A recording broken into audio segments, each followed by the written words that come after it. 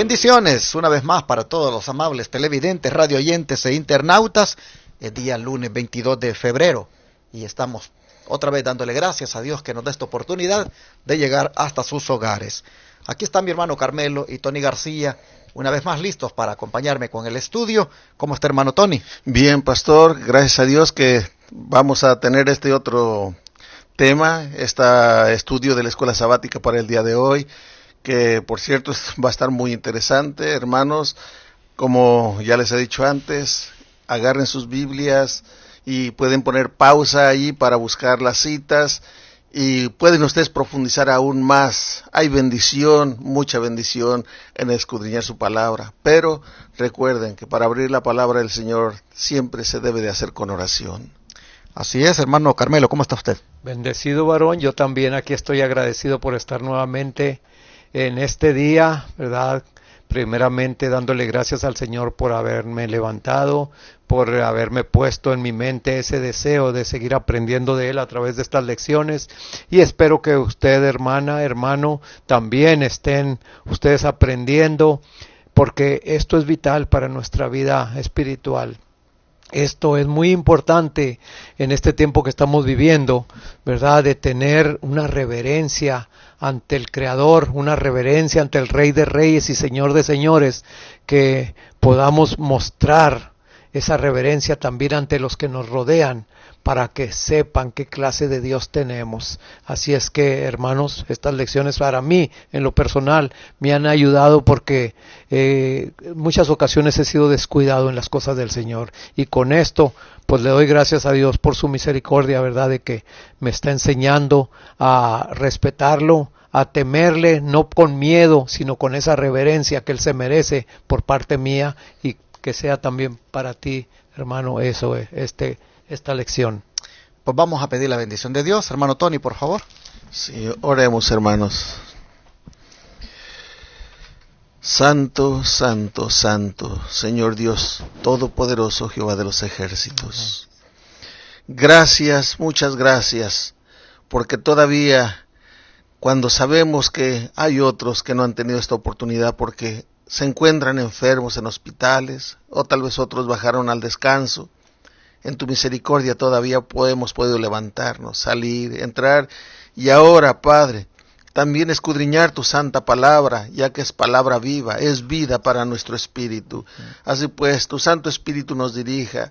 Siempre estamos invocando su presencia, porque sin Él hablaríamos nada más cosas vanas.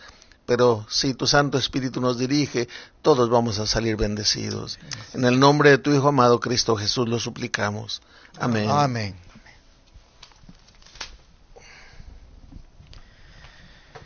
Después de haber aprendido David una lección en relación con el temor de Dios, que es el principio de la sabiduría, aquel día con lo que sucedió con Usa, y habiendo comprobado que el obedecer al Señor en cuanto a lo que Él ha dicho de cómo se debe transportar el arca, hay quienes, habiendo comprobado que al tenerla en la casa de Edom, Obed-Edom, había bendición, ahora él va a hacer el otro intento.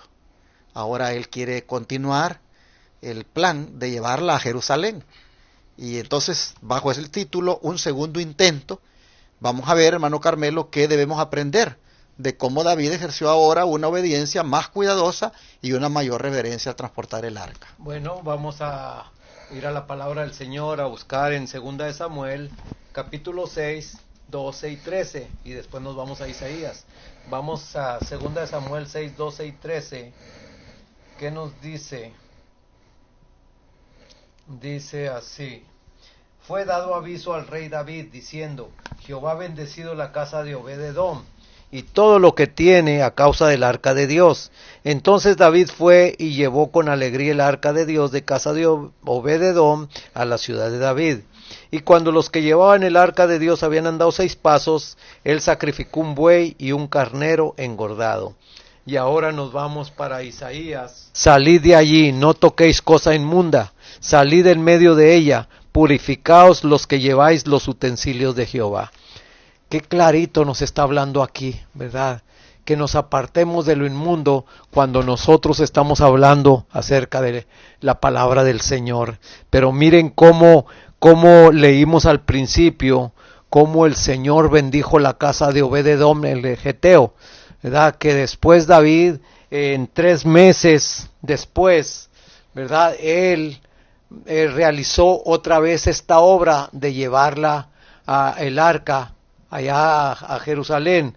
Podemos ver que, como dice aquí mismo en Patriarcas y Profetas, dice que al cabo de 3 meses resolvió hacer un nuevo esfuerzo para transportar el arca, y esta vez tuvo especial cuidado de cumplir en todo detalle las instrucciones del Señor. Volvió a convocar a todos los hombres principales de la nación, y una congregación enorme se reunió alrededor de la morada del geteo. Así es que vemos aquí la reverencia que se tuvo en esta ocasión, como estuvimos leyendo, ¿verdad? En los versículos de 2 de Samuel 6, ¿verdad? Cómo cada 6 pasos, ¿verdad?, hacían un sacrificio, hermanos, y también vemos quiénes eran los que llevaban el arca, las personas adecuadas, las personas indicadas para que hicieran este proceso de transportar el arca. Así es que nosotros, hermanos, también que llevamos la palabra de Dios, tengamos cuidado, tengamos la delicadeza de cómo hablarle a la gente la palabra del Señor, porque como decimos, ¿verdad?, la palabra es viva y eficaz y se defiende sola. Nosotros no tenemos que usar de otras cosas u otro lenguaje para que la palabra de Dios sea dicha, sino al contrario, pedir sabiduría, pedir reverencia al abrir la palabra y poderla exponer. Aquí también es interesante ver cómo testificó la gente al decir que a causa del arca, la casa de Obed-Edom había sido bendecida. Nosotros vemos, hermanos, que pues lo que había en el arca es la santa ley de Dios. Eso nos dice a nosotros que si también respetamos la santa ley de Dios y la obedecemos como el Señor manda, la bendición va a venir por añadidura. Aquí ellos están viendo que Dios está bendiciendo a Obed por la presencia de él ahí en su casa. ¿Cuánto, hermano, sería de bendición para nuestra familia? De la misma manera, el que respetemos la presencia de Dios en nuestro hogar, el que invitemos también a la presencia de Dios a nuestro hogar y el que respetemos sus mandamientos. ¿Cuánto traería de bendición? Amén. Hay un testimonio aquí de lo que hace Dios con aquellos que respetan su ley. Bueno, vamos a ver el don de profecía. ¿De qué manera nos habla, hermano Tony? Sí, en Patriarcas y Profetas, página 765, ya leyó el hermano una parte. Bueno, lo voy a comenzar de todo. Dice, David resolvió hacer un nuevo esfuerzo para transportar el arca, y esta vez tuvo especial cuidado de cumplir en todo detalle las instrucciones del Señor. O sea, ya no lo hizo a la ligera. Ahora tuvo cuidado de hacerlo como Dios mandaba. Volvió a convocar a todos los hombres principales de la nación, y una congregación enorme se reunió alrededor de la morada del geteo. Con cuidado reverente se colocó el arca en los hombros de las personas divinamente designadas. La multitud se puso en fila, y con corazones temblorosos, los que participaban en la vasta procesión se pusieron en marcha. Cuando habían andado 6 pasos, sonaba la trompeta mandando hacer culto. Por orden de David se habían de ofrecer un buey y un carnero grueso. Hombres y mujeres pueden ser bien versados en el conocimiento de la Biblia. Pueden estar tan bien familiarizados con las Escrituras como lo estuvieron los israelitas con el arca. Y sin embargo, si sus corazones no son rectos delante de Dios, no lograrán éxito en sus esfuerzos. Dios no estará con ellos. No tienen un concepto elevado de las obligaciones de la ley del cielo, ni comprenden el carácter sagrado de la verdad que enseñan. La admonición es: purificaos los que lleváis los utensilios de Jehová. Esto se encuentra en el Comentario Bíblico Adventista, comentarios de la hermana White, el tomo 2, la página 992. Hermanos, aquí lo que nos estamos viendo, cómo David entendió de la importancia, de la reverencia, de lo que significaba esa arca. Y también vieron, como ya se mencionó, vieron las bendiciones que Dios derramó sobre la casa de Obed-edom, este geteo. Y el pueblo se llenó de ánimo, porque eso indicaba que Dios estaba de parte de su pueblo. Y con gozo David mandó traer el arca. Pero en esta otra parte, la segunda parte de la lectura dice que hombres y mujeres pueden ser bien versados en el conocimiento de la Biblia. O sea, podemos conocer la Biblia del Génesis al Apocalipsis, pero si menospreciamos las normas de Dios, y estamos hablando de la ley de Dios, hermanos, te invito a que medites en los 10 mandamientos y puedas responderte a ti mismo. No tienes que responderme a mí, sino ser honesto contigo mismo. ¿Cuál de los mandamientos de Dios puede ser quitado? O mejor dicho, ¿qué se le puede añadir a la ley de Dios o qué se le puede quitar, que tenga de más? La ley de Jehová es perfecta, dice la palabra de Dios. Pero hoy en día, desgraciadamente, decimos que tiene un mandamiento que ya no debe de ser guardado. Y está hablando de conocedores de la Biblia, supuestamente. Que Dios nos ayude a entender esto que estamos estudiando acerca de lo que representaba el arca y lo que ahora representa tener a Dios en nuestro medio y su santa ley. Que Dios te bendiga, hermano. Miren qué interesante acá, dice, purificaos los que lleváis los utensilios de Jehová. ¿Quiénes son los que llevan los utensilios de Jehová en este tiempo? Pues son los ancianos, los pastores, los diáconos, las diaconisas, los que son líderes de un ministerio y aún los padres de familia. Es decir, todo el que tiene una responsabilidad sagrada debe purificarse, debe limpiarse de toda inmundicia, debe apartarse de toda contaminación, porque está trabajando en las cosas del Señor, está trabajando para el Señor, está de alguna manera llevando adelante la obra del Señor. Entonces todos los que llevan los utensilios de Jehová, purifíquense, dice el texto bíblico, y David lo aprendió, y todo Israel lo aprendió. Comprendieron que si Obed-edom, geteo, estaba siendo bendecido, es porque este hombre sin duda no solamente cumplía con la instrucción de Dios de que debería ser un levita, sino que él mismo, sin duda, tuvo temor de Jehová en su corazón. Bueno, vamos a ver entonces, hermano Tony, si describe usted la forma en que David dirigió ahora la solemne procesión y cómo se vistió en aquella ocasión. Sí, dice el versículo 14 de allí de 2 de Samuel capítulo 6. Vamos otra vez a Samuel. Ahora vamos a leer el versículo 14 que dice así: Y David danzaba con toda su fuerza delante de Jehová, y estaba David vestido con un efod de lino. Aquí dice que David danzaba. No me puedo yo imaginar cómo era esa danza, hermanos. Decir que bailaba de esta forma o de la otra, pues sería algo que no podría probarlo. Pero yo me imagino que la danza de David no era una danza como las que hoy, los bailes que hoy hay. Y quiero poner un ejemplo que yo sé que es un ejemplo absurdo, que tal vez no tenga cabida, pero válganmela. ¿Cuántas veces los que son fanáticos de algún deporte, del básquetbol o del fútbol o del béisbol, cuando, por ejemplo, del fútbol, cuando su goleador o su equipo mete un gol, no brincan ni bailan, pero no es al son de una música, simplemente danzan de gusto. Pero aquí David también danzaba, pero era una danza diferente, era una danza de gozo, la que él lo hacía reaccionar de esa manera, pero lo hacía en honor de Dios. No era nada sensual como hoy se hacen los bailes. Yo eso es lo que me imagino, a lo mejor estoy equivocado, hermano. Sí, definitivamente que fue una danza solemne, una danza que fue movida por el gozo, por la reverencia.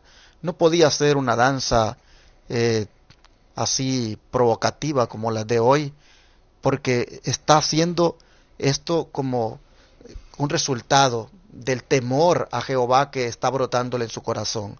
Algunos han utilizado este texto para decir de que en la iglesia se tiene que danzar, pero vean ustedes dónde ocurrió. No está en el templo, van en la calle, va en la procesión, va en el desfile. Allí es donde ocurre esto, que David, en ese gozo que tiene, le brota este deseo de hacer esta danza. Pero le aseguro que es una danza en el temor de Dios, porque él está creciendo en el temor de Dios. Es una danza con solemnidad y no es en un templo. Digo esto porque hoy en día algunos en los templos se ponen a danzar, pero unas danzas que no parecen solemnes, sino que es un frenesí, un tomar del espíritu, le llaman ellos, que parece eso realmente como un culto extraño. Y agarran este pasaje para decir que pues si David danzaba, también es válido danzar en el templo. No confundamos. Esto no está ocurriendo en el templo, está ocurriendo en la calle y es solemnemente en el temor de Dios. Bueno, vamos a ver el don de profecía, hermano Carmelo. Bueno, el don de profecía, vamos a leerlo aquí en Patriarcas y Profetas, páginas 765 y 766. Fíjense, el rey había puesto a un lado los hábitos regios y se había vestido de un efod de lino sencillo, como nos lo dijo el versículo 14, como el que llevaban los sacerdotes. No quería indicar por este acto que asumía las funciones sacerdotales, pues el efod era llevado a veces por otras personas, además de los sacerdotes. Pero en este santo servicio tomaba su lugar ante Dios en igualdad de condiciones con sus súbditos. En ese día debía adorarse a Jehová, era el único de que debía recibir reverencia. Nuevamente el largo séquito se puso en movimiento y flotó hacia el cielo la música de arpas y cornetas, de trompetas y címbalos, fusionada con la melodía de una multitud de voces. En su regocijo David saltaba con toda su fuerza delante de Jehová al compás de la música. Agregando un poquito aquí a lo que estaban diciendo estos varones, fíjense lo que dice aquí. Dice que la música y la danza de alegre alabanza a Dios, mientras se transportaba el arca, no se asemejaban para nada a la disipación de los bailes modernos. Las primeras tenían por objeto recordar a Dios y ensalzar su santo nombre. Los segundos son un medio que Satanás usa para hacer que los hombres se olviden de Dios y le deshonren. ¿Qué diferencia tanto en la situación, como está diciendo aquí el siervo, de las iglesias donde se danza y verdad? Realmente yo he visto, hermanos, porque me han invitado, es una irreverencia, más que todo que ser una reverencia en la que se hacen esas cosas, porque yo veía en esa ocasión que me invitaron que algunas hermanas corrían de un lado hasta el otro como desesperadas, como alocadas, y luego veía que se tiraban al suelo y se levantaban, y era realmente pues algo muy contrario realmente a la danza de David. Yo me estaba recordando mientras estaba leyendo yo estos, que cuando yo estaba chiquillo, mi papá, no sé si ustedes se han oído de lo que es un matachín. Un matachín es una persona que danza, ¿verdad?, en unas cosas religiosas, donde esas danzas de los matachines son al son de un tambor, y ellos, ¿verdad?, están dando unos pasos para enfrente, otros para atrás, precisamente como aquí lo hacía David, como lo hacían, ¿verdad?, los pasos que daban y luego se paraban y luego hacían reverencia o un sacrificio. Aquí también yo me recuerdo esos matachines, ¿verdad?, hacían eso, hermanos, y se veía una reverencia. No era una cosa alocada, no era una cosa desenfrenada, no, simplemente viendo, ¿verdad?, el sonido, como el tambor y como los pies de los matachines. Y yo me imagino así David, que su corazón se desbordaba de agradecimiento de cómo el Señor se agradaba, la manera en que él lo había dispuesto y cómo estos hijos suyos lo estaban llevando a cabo con ese respeto. Así es que esos matachines que me recuerdo yo, mi papá tenía algo así como una vestimenta muy especial, hasta eso, que tenía hecha de una tela roja, y luego era bordada con muchos estos carrizos, pedacitos de carrizos de esos que crecen junto al río, ¿verdad? Y hasta se oían esos carrizos cuando la persona, ¿verdad?, danzaba. Entonces, hermanos, allí yo veía una reverencia, todos veíamos cómo ellos danzaban a un solo ritmo. Aparte de eso, nadie se iba para un lado y otros para otro, no.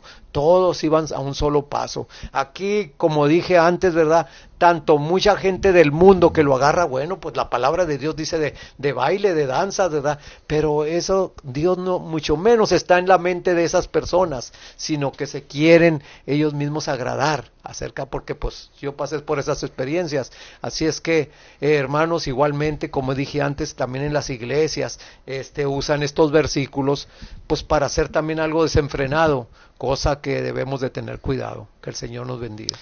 Y así, vamos entonces a pedir al Señor que nos ayude a nosotros para que, si nos hemos equivocado en la manera de hacer las cosas o de tratar las cosas que tienen que ver con el Señor, pues hagamos un segundo intento y lo hagamos ahora sí correctamente. Amén. Como David lo hizo. Vamos Amén. A orar.